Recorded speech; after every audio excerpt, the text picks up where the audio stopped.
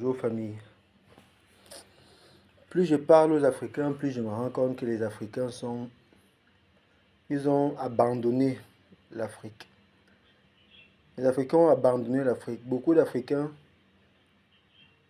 ils trouvent que le combat est trop difficile. Donc ils choisissent la facilité de penser que nous sommes maudits, que nous ne pouvons pas vivre sans les Occidentaux. Il y a quelques temps, je n'aurais pas imaginé à quel point les Africains pensent que nous ne pouvons pas vivre sans les Occidentaux.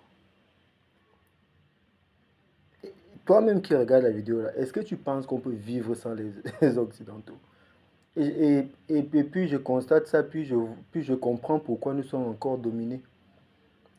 Vraiment, il y a beaucoup de gens qui pensent qu'on ne peut pas vivre sans les Occidentaux. Que si on laisse les Africains entre eux, ça ne peut pas marcher. Beaucoup d'Africains pensent vraiment ça. Beaucoup d'Africains pensent que la situation dans laquelle nous sommes est notre état réel. Il y en a même qui disent que l'Africain est une erreur de la nature. J'ai entendu ça il n'y a pas longtemps. On ne se rend pas compte que nous avons un problème qu'on doit résoudre.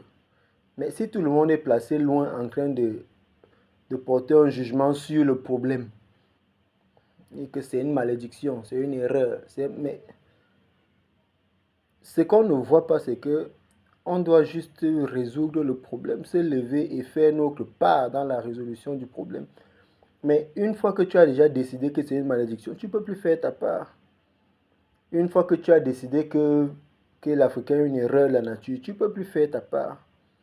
Ces façons de penser nous paralysent, ça fait qu'on ne peut plus faire notre part.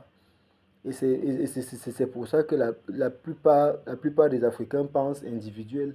Chacun pense à lui seul. Parce que l'Africain est une erreur de la nature. Parce que, en tout cas, petit constat, on va faire sa part.